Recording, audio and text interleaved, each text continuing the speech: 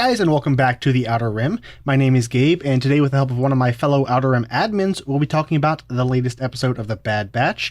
And this week, I am joined by Drew. Welcome back, man. What's up? Not much. Very good episode, and I'm excited to talk about it. And before we get to this week's episode, which was episode 14, War Mantle, if you'd rather just listen to the audio of this review, you can find it at my podcast, the Franchise Fatigue Podcast. We're releasing the audio of all these reviews on that feed. All right, so diving right into this episode, as I said, it's episode 14 called War Mantle. It was written by Damani Johnson. This would be his first episode of this season, and directed by Stuart Lee. The Bad Batch gets a call from Rex asking them to rescue a clone who has been captured by the Empire. They investigate and discover the Empire's program to replace the clone army with recruits. The clone turns out to be Commando Gregor, who they rescue, and after leading the Empire on a merry chase around the base, most of them escape, but Dark and Broody is captured and left behind. In the meantime, back on Kamino, the Empire no longer requires the services of the Kaminoans, and their employment is terminated with extreme prejudice. All right, Drew, what did you think of this episode? So yeah, I really enjoyed the episode. One of the better ones of this season. And I like how, it was one of the adventure of the week kind of episodes, but it still had the main underlying plot moving forward with Crosshair and all that stuff. So that was really neat to see, and lots of world building too. Yeah, a lot of world building, which was honestly fantastic. That was one of my favorite things about this episode, honestly. Mm-hmm. Yeah, so we get War Mantle, I believe, was mentioned in the second episode. It's a reference back to Rogue One, and so it's essentially the operation of replacing the clones with recruits. We get there's some interesting reasoning, because there was always a question why would you do that? Because the stormtroopers aren't as good, the clones are literally programmed to serve the Republic, but Gregor brought up a good point in that the clones are programmed to serve the Republic. That was their programming. And sure, there was Order 66, but that is something that seems to be wearing off. Or we still haven't got an explanation for what exactly is happening with, Gregor, or what was the clone on Ryloth? I forget his name, but we see these various Cut Laquan, these various clones who are not falling to Order 66 or maybe fading out of it. That idea that their loyalty is to the Republic, not the Empire. So while they were vital tools to get the Empire in place, they're not what they need for the long term. Also, the notion that recruits are simply much cheaper, and there's a whole lot more of them. That was showed really well as the battle goes. It's no matter how many they take out, there are always more. And just the sense of just being overwhelmed by numbers was really well communicated. And another thing I love about this episode is just the atmosphere, the planet. I think it's Darrow, I believe. The way they film the woods, the sound design, the music, whether it's that really creepy chase in the beginning or just the clones wandering around something isn't right here.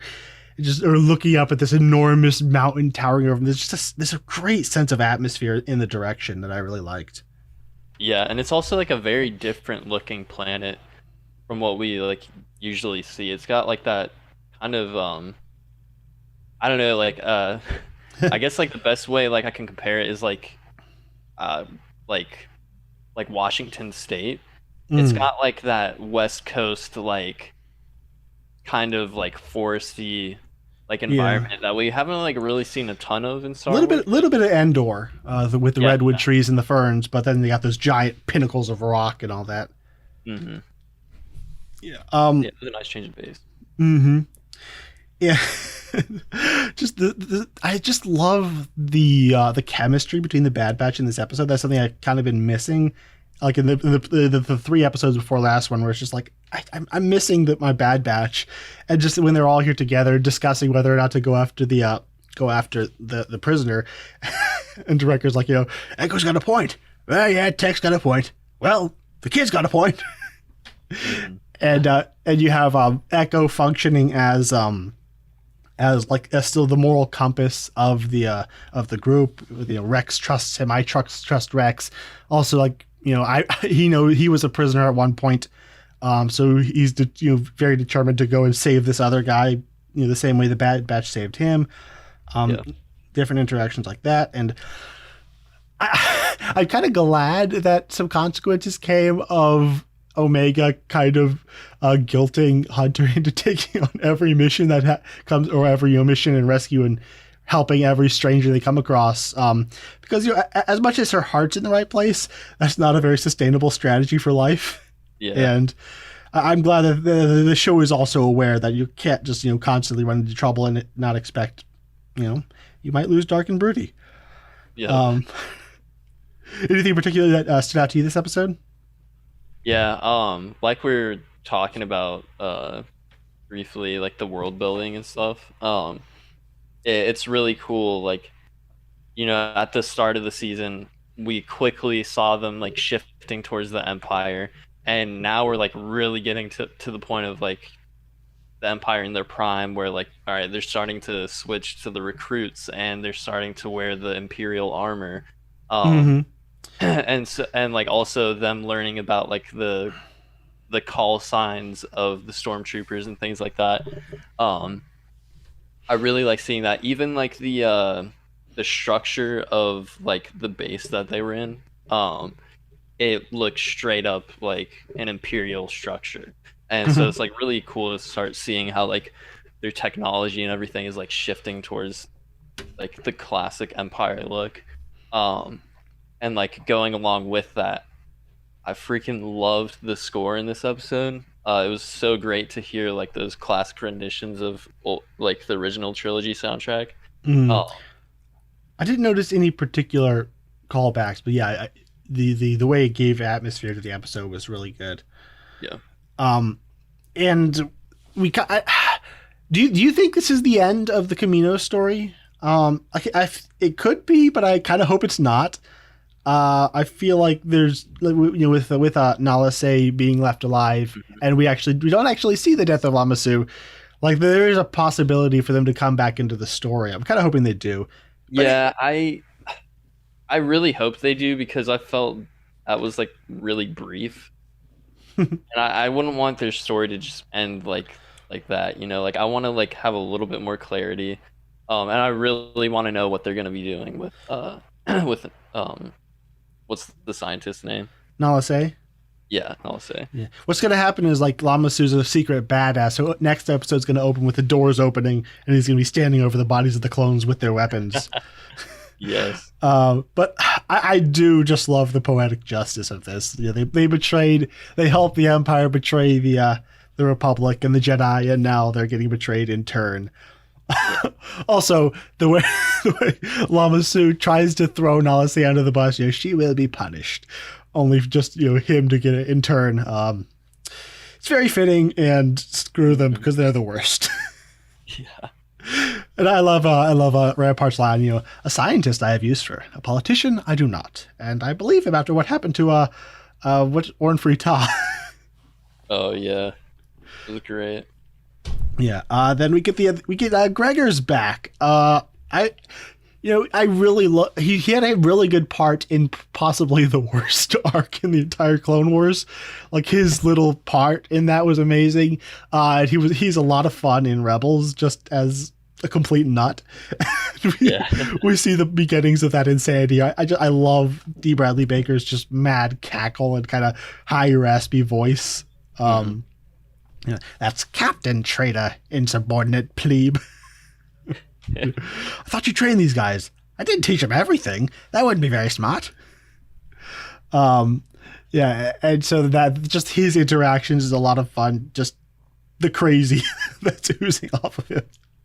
Okay. Dude, he's so freaking big. I don't remember him being that big in Clone Wars, but like his shoulders are just massive.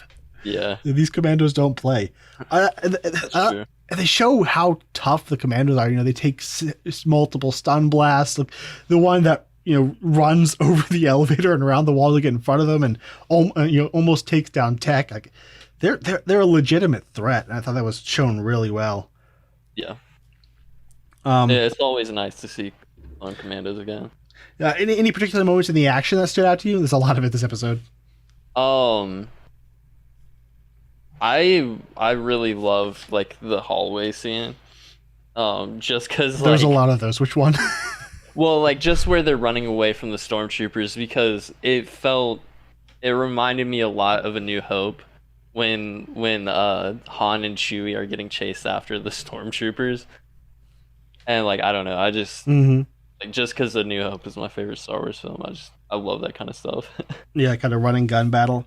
Um, Yeah, and then like also great to see Starfighter combat again, you know. I love when it's in atmosphere because Yeah. there's an added weight and like sound, and just it just sounds more powerful, and it's really really well shot. There's a couple Oh yeah. just epic shots of them flying around.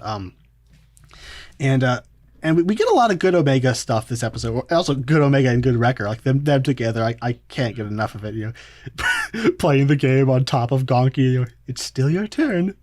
Or when she's she's copying Wrecker's knife twirling, or later on after when she's pacing around the ship, clutching her little Tuca doll. She's so sweet. He's like, keep it steady, kid. I'll do my best. That is sufficient. I'll take it from here. Just the interactions in this episode are just top notch, and that's this show is not as good as Rebels. I've said this episode. I've said this every episode. It's not as good as Rebels or Clone Wars, but that interaction is just kind of the heart and soul of this show, and I cannot get enough of it. Yeah, I agree. And towards the end, just the heartbreak in her voice and the distress. Order them to go back, Hunter. She doesn't want to leave him behind as he's ordering them away. The shot of from underneath from behind Hunter as he's looking up, and we see the distant explosions in the sky. It's a lot of good cinematography. Oh yeah, I love that scene. Mm. And was I the only one getting serious Starkiller Base vibes when they come up to the giant hole in the planet? I was like, oh, that's where they're going. Okay, but they didn't go that way. But were you thinking that at all? Yeah, like when I saw, because before I watched the episode, I saw you. I honestly like completely forgot that the episode had dropped last night, and then I saw you put in the group chat about like the Starkiller base, and I was like, wait, what? So I was like, all right, like I gotta watch the episode now. And yeah, like I totally see where you were coming from with that at first. I kind of wish they would have said what this base was, but they didn't really like. I guess it's just a training facility. Much. Yeah, I guess. I mean, it seems a little overkill, but hey, that's the like, Empire for you. Like especially because it's like on like a uncharted planet basically. Because they said like, oh, there's nothing on the planet, so it's like it would have been cool to see like, oh, like maybe they've got some super secret research thing going on here. I wonder if this was happening prior to Order 66. Because we're still only a couple months out, I believe. And this seems really well established, so maybe Palpatine had this secret base set up knowing he was going to phase out the clones and was already building his army. That would be interesting. Like that's a big base to dig in a couple months. Yeah.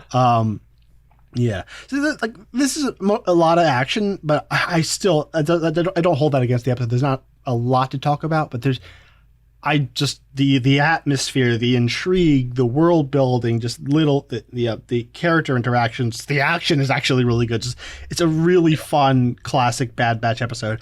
And so going forward, do you think? I'm assuming the finale is going to be a two-parter. That's kind of how these shows work. Yeah. But I don't know that it's only going to be about rescuing Hunter.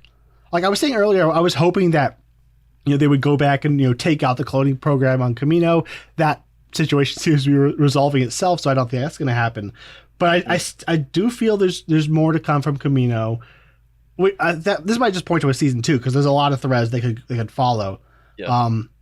If the finale is more than just rescuing Hunter and trying to save Crosshair, any ideas what it would be?